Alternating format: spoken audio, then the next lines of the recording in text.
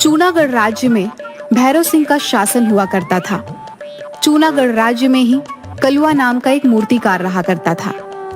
कलुआ मूर्ति बनाने में निपुण था। उसकी बनाई हुई मूर्तियों के चर्चे दूर दूर के राज्य तक फैले हुए थे। एक दिन कलुआ मूर्ति बनाने के लिए अपनी दुकान पर जा रहा था कि तभी उसका मित्र रास्ते में मिल जाता है। आजकल देख रहा हूँ मूर्ति बनाने में तुम कुछ ज्यादा ही व्यस्त चल रहे हो। तुम तो जानते हो बिलवा कि मैं सारा दिन मेहनत से मूर्ति बनाता हूँ, मगर मेरी बनाई हुई मूर्ति एक भी नहीं बिकती। तुम्हारे हाथ की बनाई हुई मूर्तियां भी जरूर बिकेंगी कलवा। बस तुमको थोड़ी सी मेहनत करने की जरूरत है। तुम्हें अपनी बनाई हुई मूर्ति के रंगों पर ध्यान देना चाहिए। तुम्हारी कारीगरी तो अच्छी है, बस तुम रंगों पर थोड़ा सा ध्यान दे दो तो तुम्हारी बनाई हुई मूर्ति भी कमाल की बन जाएगी। कलुआ भी मूर्ति ही बनाया करता था। शायद तुम बिल्कुल सही कह रहे हो मेरे दोस्त। अब से मैं और ज्यादा मेहनत करूंगा और तुम्हारे बताए हुए अनुसार मैं रंगों पर अब और ज्यादा ध्यान केंद्रित करूंगा। ये हुई ना बात? और फिर मैं तो तुम्हारी मदद के लिए हमेशा तैयार रहता हूँ। ठीक है बिलवा, अब मैं चलता हूँ। इतना कहकर कलुआ अपनी दुकान पर चला गया।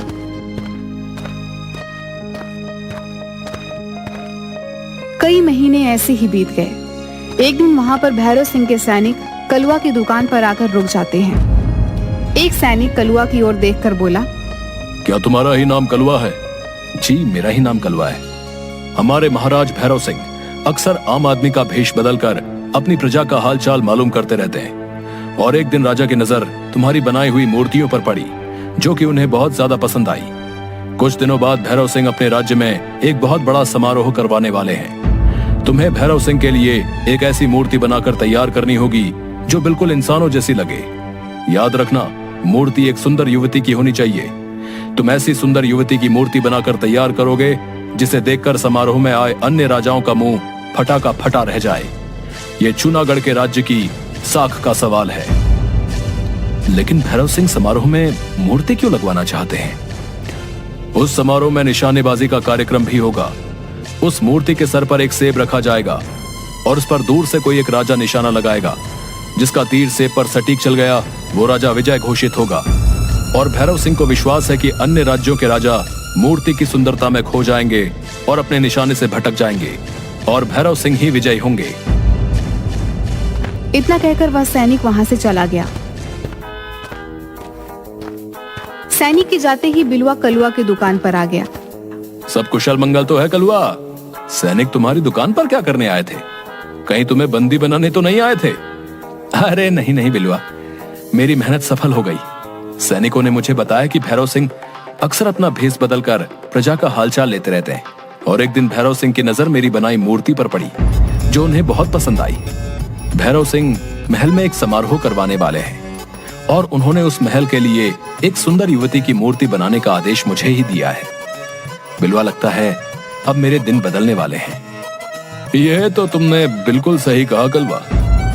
मगर अंदर ही अंदर बिलवा कलुआ की सफलता देखकर जल भून रहा था।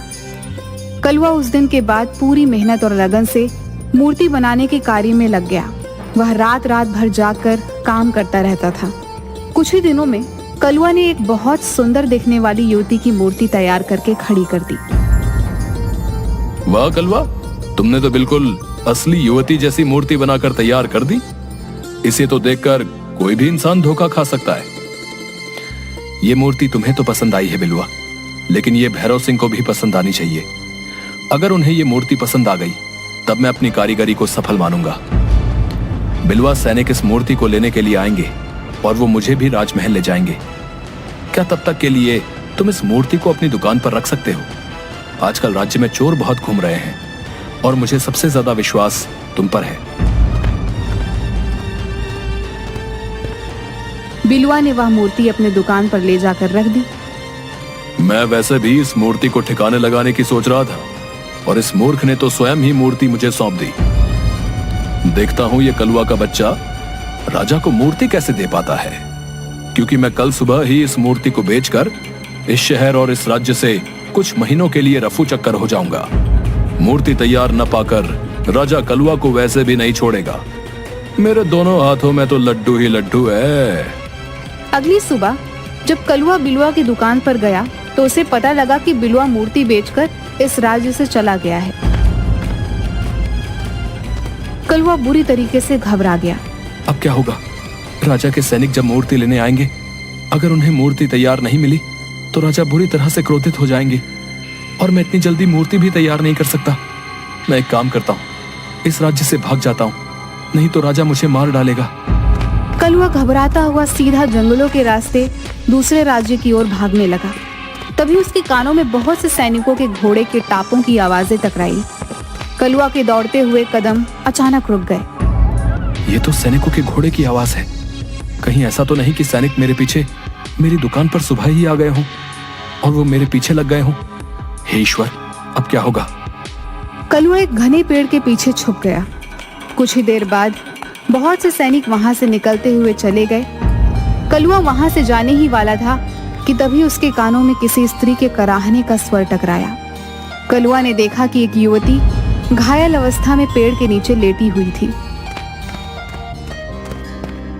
कलवा दौड़ता हुआ उस घायल युवती के पास पहुंच गया। कौन हो तुम? ये मैं तुम्हें नहीं बता सकती कि मैं कौन हूँ। मैं बस तुम्हें इतना बताना चाहती हूँ कि तुम इसकी रक्षा करना, इसे अपने घर ले जाओ, इसे किसी भी तरह से राजा के हाथ मत लगने देना, नहीं तो अनर्थ हो जाएगा। तुम किसकी रक्षा की बात कर रही हो? यहाँ तो मेरे और तुम्हारे अलावा कोई भी नहीं है। घायल युवती ने एक पेड़ की तरफ इशारा करके कहा।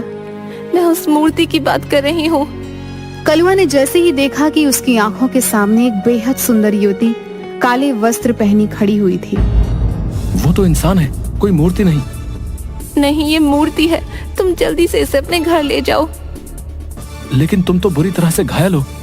मेरी चिंता मत करो, तुम बस इसे ले जाओ और वचन दो कि तुम इस मूर्ति की रक्षा करोगे और इस बारे में किसी को नहीं बताओगे।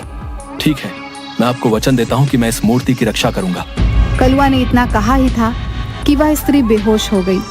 कलवा उस मूर्ति को लेकर घर चला गया। आज रात इस मूर्ति को अपने घर पर ही रख लेता हूँ। सुबह होते ही इस मूर्ति को लेकर इस राज्य को छोड़कर चला जाऊंगा। कलवा ने इतना कहा ही था कि तभी उसके कानों में किसी स्त्री का मधुर स्वर टकराया। तुम्हें भागने की कोई जरूरत नहीं है, भागना कायरता होती है। स्त्री का मधुर स्वर सुनकर कलवा चौंक कर इधर उधर देखने लगा। एक बार को मुझे ऐसा लगा जैसे कि इस मूर्ति ने मुझसे बात की हो। लगता है मैं भी पागल हो गया हूँ। भला मूर्ति क्या बात करती है? कलवा उस मूर्ति को निहारते हुए सो गया। अगली सुबह कलवा उस मूर्ति को देखकर बोला, तुम तो बिल्कुल इंसान जैसी मालूम पड़ती हो। मेरी आयु 24 वर्ष की हो चुकी है, मगर मुझे अभी तक विवाह के लिए कोई भी स्त्री पसंद नहीं आई। अगर तुम इंसान होती तो मैं तुमसे ही विवाह करता। सच तो यह है कि पहली ही नजर में मुझे तुम्हें देखकर प्रेम हो गया है। मुझे भी तुमसे प्रेम हो गया है। अरे, फिर से उसी स्त्री का स्वर। लेकिन मेरे अलावा तो यहाँ पर और कोई मौजूद नहीं है। तभी कलवा का दरवाजा कोई जोर जोर से पीटने लगा। कलवा ने जैसे ही दरवाजा खोला तो बाहर खड़ा बिलवा तुरंत घर के अंदर घुस आया और उस मूर्ति को हैरत भरी नजरों से देखने लगा।